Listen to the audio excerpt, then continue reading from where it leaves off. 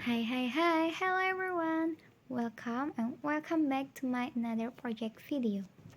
As you know before, I'm Lulu Septian Azahra. But now I'm not alone here.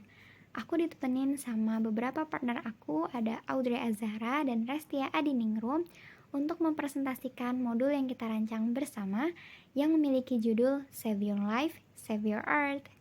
Tanpa kebanyakan chat, let's check it out.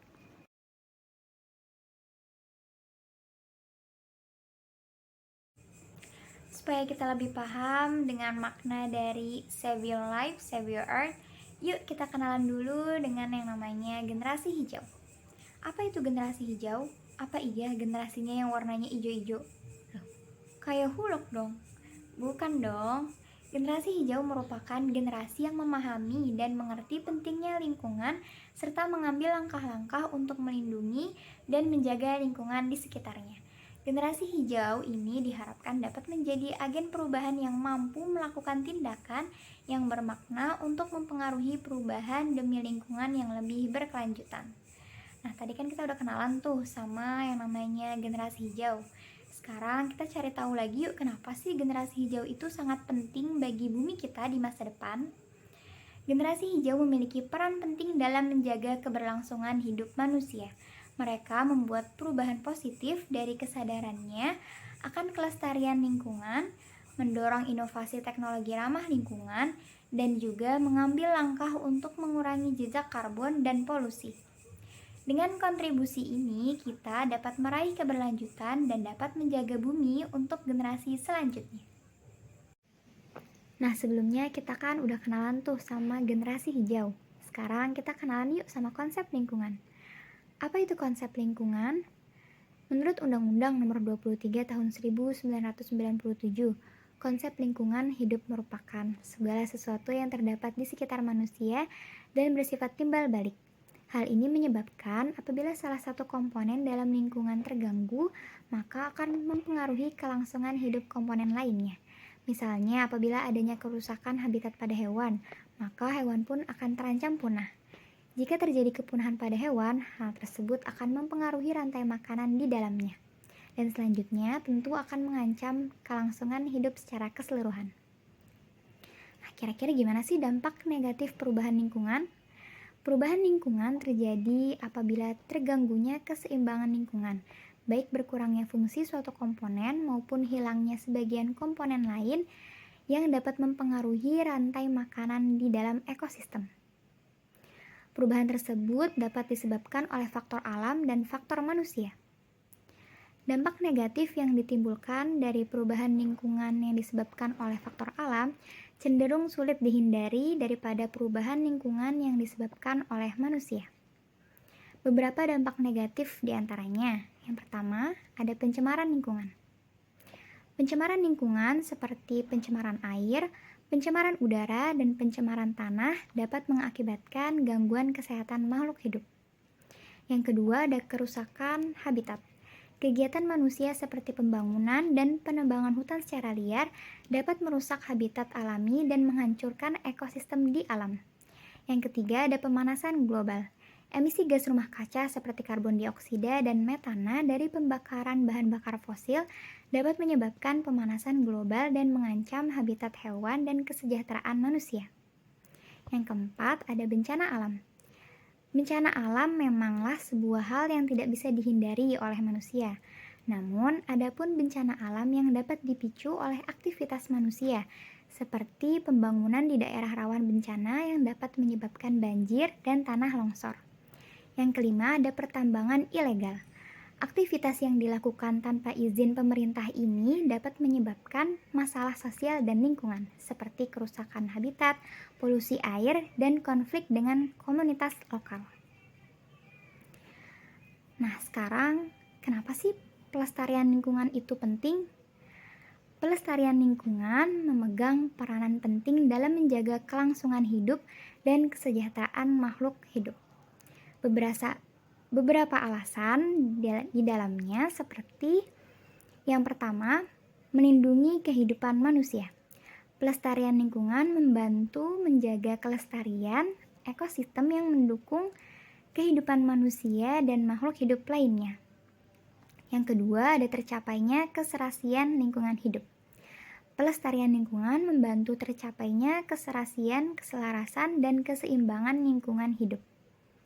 Yang ketiga, ada mencapai pembangunan berkelanjutan.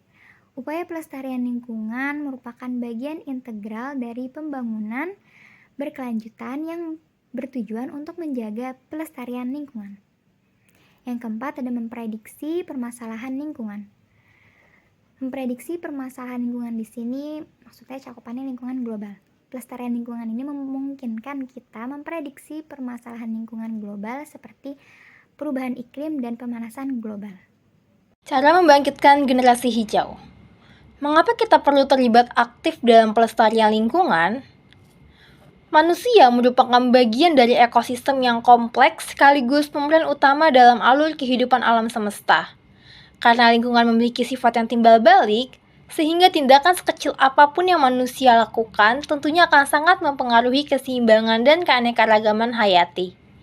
Dengan terlibat aktif dalam pelestarian lingkungan, kita dapat menjaga kelestarian, keberlanjutan, dan memastikan bahwa ekosistem tetap berjalan stabil dan berfungsi baik sebagaimana mestinya. Apa saja contoh praktik pelestarian lingkungan? Yang pertama, pengelolaan sampah. Mengurangi jumlah sampah yang dibuang dan dikelola dengan baik, misalnya dengan memanfaatkan sampah yang sudah membusuk, mengurangi sampah organik, dan mengurangi sampah plastik atau mencoba mendaur ulang sampah yang dapat didaur ulang kembali. Yang kedua, pengurangan konsumsi energi. Untuk mengurangi konsumsi energi dapat dilakukan dengan menggunakan sampah secara efisien, peralatan listrik, gunakan bahan bakar alternatif, dan kurangi konsumsi air.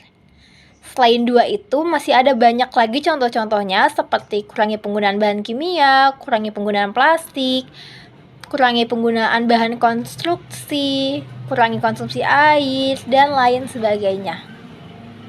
Teknik konservasi lingkungan. Apa itu teknik konservasi lingkungan? Teknik konservasi lingkungan adalah serangkaian strategi dan praktik yang bertujuan untuk melindungi, merawat, dan memulihkan lingkungan alami. Ini melibatkan berbagai pendekatan termasuk pengelolaan sumber daya secara berkelanjutan, perlindungan keanekaragaman hayati, pengendalian polusi, dan pengurangan dampak perubahan iklim. Salah satu penerapan dari teknik konservasi lingkungan ini adalah pembuatan lubang biopori. Bagaimana cara membuat lubang biopori? Yang pertama, menentukan lokasi lubang resapan. Yang kedua, gali lubang di tempat yang ingin dijadikan tempat lubang resapan biopori. Yang ketiga, masukkan lubang yang telah disiapkan dengan pipa.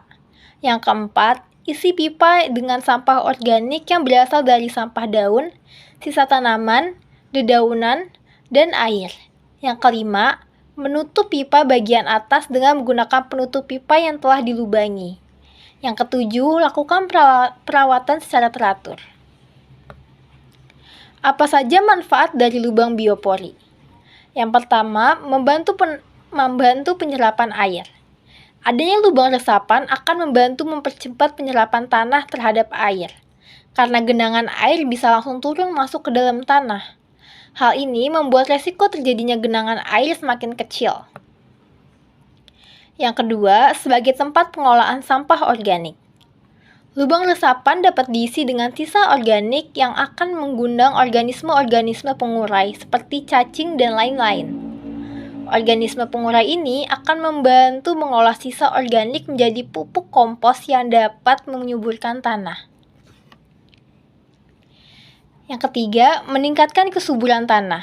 Adanya lubang resapan akan meningkatkan aktivitas organisme dan mikroorganisme tanah dan binatang-binatang pengurai.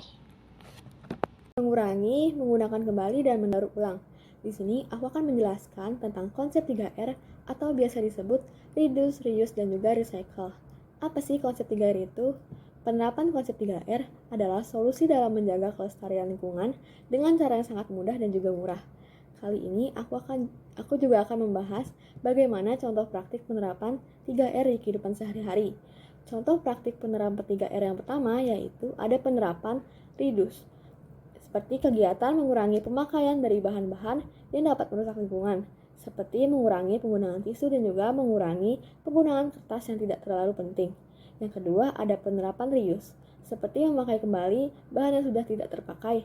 Salah satunya adalah memberikan barang-barang tersebut kepada orang yang lebih membutuhkan. Yang terakhir, ada penerapan recycle, seperti mendaur ulang sampah menjadi suatu barang yang baru dan dapat digunakan kembali dan juga layak fungsi. Caranya seperti mendaur ulang sampah di rumah, yaitu menjadikan botol minuman menjadi wadah pot tanaman. Selanjutnya, ada manfaat 3R untuk lingkungan. Apa aja sih manfaat 3R untuk lingkungan itu? Yaitu dapat mengurangi sampah di TPA atau tempat pembuangan akhir dan membantu meminimalkan jumlah polusi atau pencemaran lingkungan. Yang kedua, dapat membantu mencegah proses penanganan limbah sampah yang kurang tepat. Dan terakhir, ada mengurangi pemakaian energi dan sumber daya alam yang berlebihan. Pada pembahasan kita sebelumnya dapat disimpulkan bahwa generasi hijau adalah generasi yang memahami dan mengerti pentingnya lingkungan, serta mengambil langkah-langkah untuk melindungi dan juga menjaga lingkungan. Generasi hijau diharapkan dapat menjadi agen perubahan yang mampu melakukan tindakan yang bermakna untuk mempengaruhi perubahan demi lingkungan yang lebih berkelanjutan. Generasi hijau sendiri memiliki peran penting dalam menjaga keberlangsungan hidup manusia. Mereka membuat perubahan positif dari kesadarannya akan kelestarian lingkungan, mendorong inovasi teknologi ramah lingkungan, dan juga mengambil langkah untuk mengurangi jejak karbon dan juga polusi. Dengan kontribusi ini, kita dapat meraih keberlanjutan dan dapat menjaga bumi kita untuk generasi selanjutnya.